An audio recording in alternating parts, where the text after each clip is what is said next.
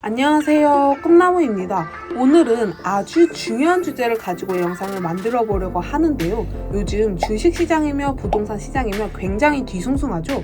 특히 주식시장에 참여하고 계신 분들이라면 아마 하루하루를 고통스러운 나날을 보시고 계실 것으로 보이는데요. 저는 이런 말씀 드리기가 굉장히 조심스럽긴 하지만 드디어 부자가 될 기회가 왔다고 생각합니다. 제 구독자분들 중에서 대부분은 부동산에 관심이 많은 걸로 알고 있습니다.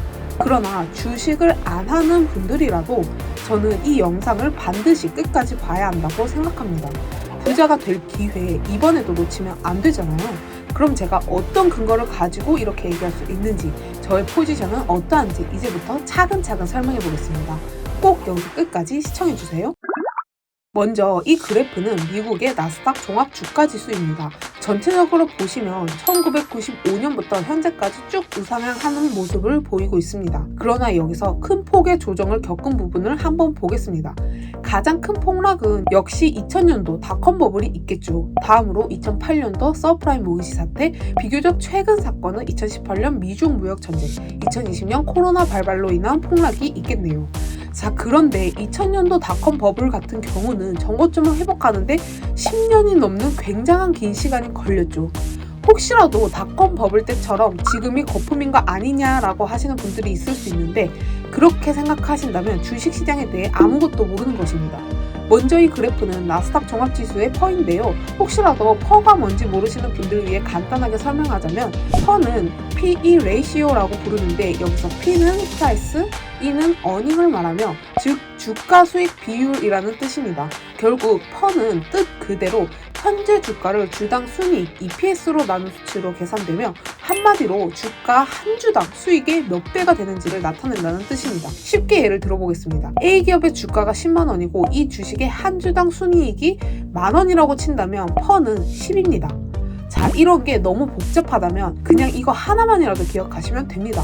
퍼가 높으면 높을수록 이익 대비 주가가 높다는 뜻, 즉 거품이 끼고 있다는 것을 뜻하며, 퍼가 낮으면 낮을수록 거품이 덜 끼고 저평가라고 생각하면 쉽습니다. 그럼 이쯤에서 이 그래프를 다시 보겠습니다. 이 그래프는 나스닥 종합지수의 퍼와 주가지수를 나타낸 그래프인데요. 여기서 파란색 그래프가 나스닥 주가지수, 빨간색 그래프가 나스닥 퍼입니다. 빨간색 그래프를 보시면 2002년 퍼가 무려 500까지 치솟는 것을 볼 수 있습니다. 그러니까 닷컴 버블 기간에 기업이 돈을 벌어오는 거에 비해 주가는 500배나 더 높게 뛰었다는 겁니다. 그리고 이 거품이 싹 거치면서 주가가 다시 쭉 상승하는 것을 볼 수 있습니다. 자, 그렇다면 현재 나스닥의 퍼는 어떨까요? 현재 퍼는 약 52 정도입니다. 이 그래프에 표기하자면 현재는 이 정도가 되겠네요. 어떤가요? 수치상으로만 계산해봐도 닷컴 버블 때의 거품의 10분의 1도 안 된다는 겁니다. 또 이때 주가가 얼마나 급격하게 올랐냐 하면 1995년에서 2000년도까지 5년 동안 주가가 약 450%가 오른 겁니다. 개별 주식이 아니라 나스닥 종합지수와요. 그러니까 지금 나스닥 종합지수가 현재 2022년 4월이니까 2017년 4월부터 현재까지로 치면은 딱 5년이죠. 2017년 4월에 나스닥 종합지수가 6,000 정도 됐으니까 지금이 12,490이면 약 2배 정도 올랐네요. 그럼 상승분으로만 봤을 때 현재 27,000포인트 정도는 되어야 닷컴 버블 때처럼의 급격한 상승이 왔다고 할 수 있습니다. 한마디로 정리하자면 그때 IT 기업들은 돈을 못 버는데도 그저 기대감 하나만으로 급격한 상승을 했고, 현재 IT 기업들은 실적이 엄청 탄탄하고 돈을 많이 벌어오고 그만큼 주가도 많이 올랐다라는 뜻입니다. 그러니까 닷컴 버블 때와 지금은 완전히 상황이 다르다는 거 이해하셨죠? 그러면 닷컴 버블을 제외하고 큰 폭락이 있었을 때의 하락 기간을 한번 보겠습니다. 2008년 서프라임 모기지, 2018년 미중 무역 전쟁, 2020년 코로나 때의 하락 기간을 한번 보겠습니다. 먼저 서프라임 모기지 사태에는 2007년 11월부터 본격적인 하락을 시작해 2009년 2월까지 약 1년 6개월을 하락했죠. 하락률은 약 마이너스 47% 정도 됩니다. 그리고 2018년 미중 무역 전쟁 때 2018년 10월부터 2018년 12월까지 약 3개월을 하락했고 하락률은 약 마이너스 23% 정도 됩니다.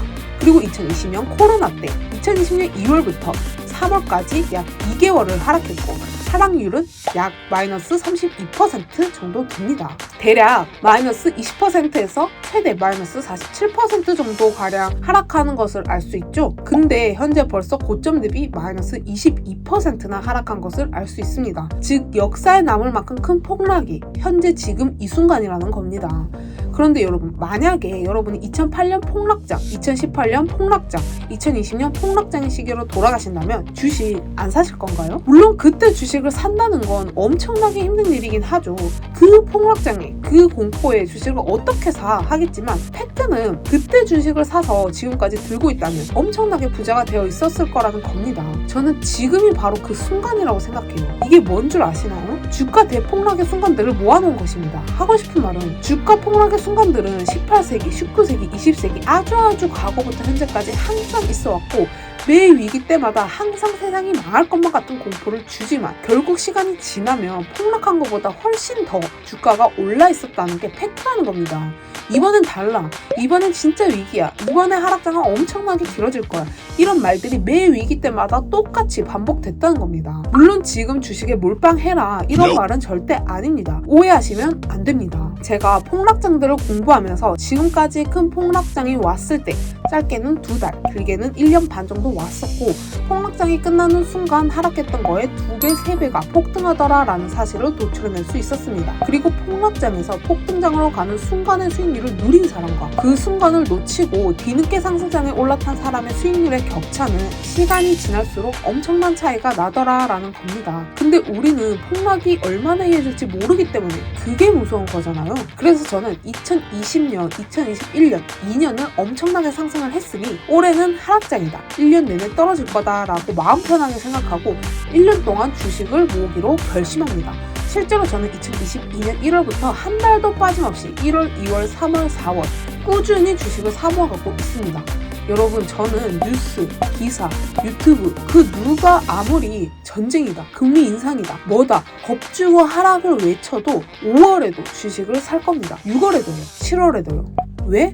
저는 올해는 세일장이라고 생각하고 그냥 1년은 하락한다 라고 생각하고 매달 사모아가기로 결정했기 때문입니다. 분명히 몇 년만 지나고 나면 이 순간이 역사적인 세일장이었을 거라고 생각하니까요. 만약 5월에 폭락이 멈추면 당연히 더 좋은 거고 폭락이 지속되면 예상대로구나 라고 생각하고 또 사면 된다는 겁니다. 그러니까 시점을 한 달, 하루 이렇게 짧게 볼 것이 아니라 5년, 10년 단위로 길게 보라는 겁니다. 주식 1, 2년 하려고 시작한 거 아니잖아요. 그리고 본인이 직접 공부를 해보세요. 과거 하락장에는 어떠했고 얼마나 하락했고 어느 정도 기간 하락했나 이런 걸 직접 찾아보세요. 그리고 평균값을 내보면 되잖아요. 닷컴 버블 때처럼 특별히 더 하락한 시점들이 있다면 이 기간에는 왜 더 하락했을까? 왜 이렇게 길게 하락했을까? 제가 했던 것처럼 공부를 한번 해보라는 겁니다. 남들이 떠먹여 주기만을 기다려준다면 반대로 남들이 하락을 외칠 때 휩쓸리기 쉽다는 겁니다. 상승할 때 주식 사라는 말 하는 거 얼마나 쉽나요? 근데 지금은요? 상승장일 때 주식 사라 하고 하락장일 때 주식 사지 말라고 하는 거? 그 정도 말은 누구나 다 할 수 있죠. 하락장 때 주식 사라고 하는 게 진짜 어려운 거라는 겁니다. 왜? 욕먹기 딱 좋으니까요. 그래서 저는 여러분들이 사든 안 사든 그건 여러분들 마음이지만 저는 당당히 이렇게 한다. 지금도 사고 있고 앞으로도 살 거다 라고 자신 있게 말할 수 있습니다. 저는 단기 주가는 못 맞추지만 5년 뒤, 10년 뒤에는 지금이 엄청나게 저렴한 가격이라는 것을 아니까요. 자, 오늘은 이렇게 하락장에 대한 제 생각을 나눠보는 시간을 가져봤는데요. 도움이 좀 되셨나요? 저의 포지션을 한 번 더 정리하자면 저는 올해 몇 년 만에 오는 큰 하락장 중 하나라고 생각하며 반대로 큰 기회가 왔다고 생각합니다.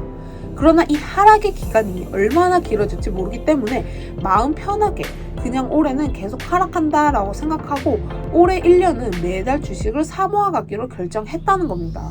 그리고 실제로 1월부터 매달 꾸준히 사모아갔고 저는 그 누가 뭐라 하든 다음 달도 그 다음 달도 그 다음 달도 올해 12월까지 꾸준히 주식을 사모아 갈 것입니다. 물론 제가 정답이라는 건 절대 아닙니다. 투자에 정답이라는 게 어디 있겠습니까?